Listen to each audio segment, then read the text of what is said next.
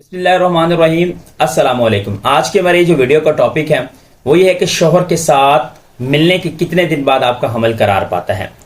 इसके जो चारों स्टेप्स होते हैं उनको कैसे सक्सेसफुल किया जाए। अगर ये सक्सेसफुल हो जाते हैं तो कंसीव होने में देर नहीं लगती। वैसे तो औलाद होना ना होना अल्लाह ताला की ज़ात के हाथ में है, लेकिन हमें साइंटिफिकली तौर पर इन चीज़ों को समझना ज़रूरी होता है।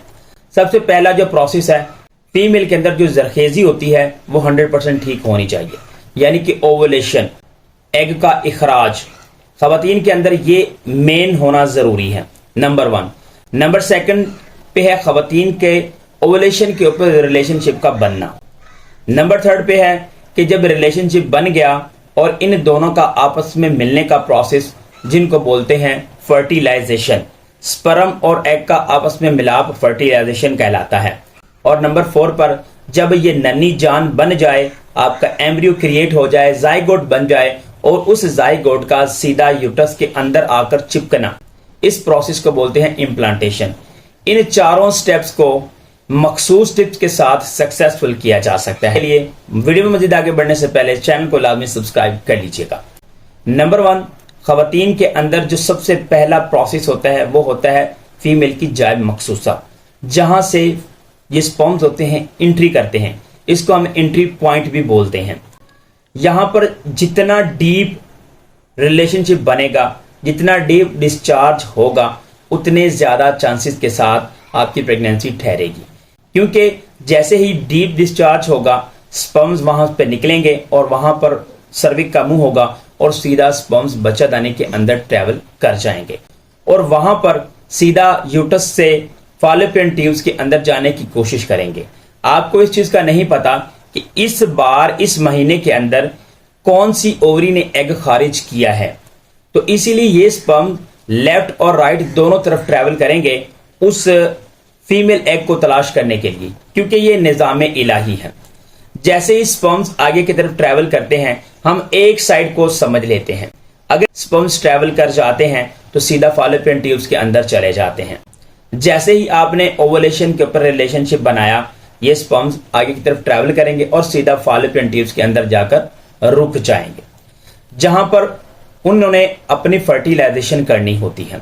स्पर्म वहां पर अवेलेबल होंगे और वहां पर आपका जो फॉलिकल वो फटेगा और एग जो होगा वो रप्चर होगा। जैसे ही एग रप्चर होगा, आपको साथ में नजर आ रही है फिम्बरी।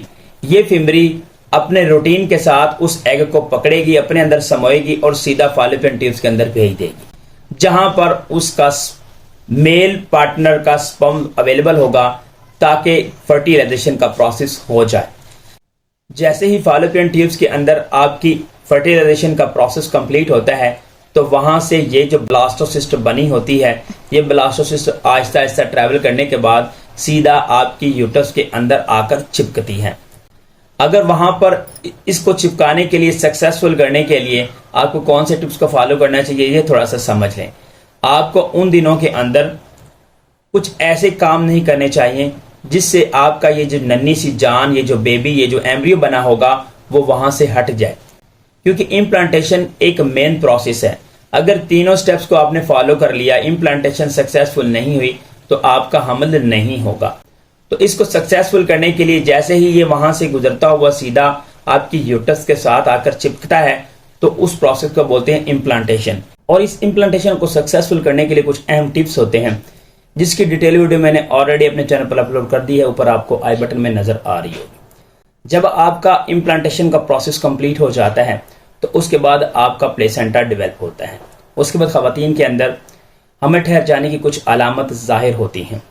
ये तकरीबन आपकी माहवारी का 7वें से 8वां दिन बनता है। पहला दिन अगर हम काउंट करें, मिसाल के तौर पर ओवुलेशन को पहला दिन काउंट करें, और ये जो प्रोसेस होता है एग बनने का और फर्टिलाइजेशन होने का, ये 5वें दिन होता है। और उसके बाद आपकी जो इम्प्लांटेशन होती है वो तकरीबन आपके 8वें दिन के ऊपर होती है। आपने जल्दबाजी नहीं करनी कि खवातीन के अंदर एक हार्मोन होता है जिसका नाम है HCG।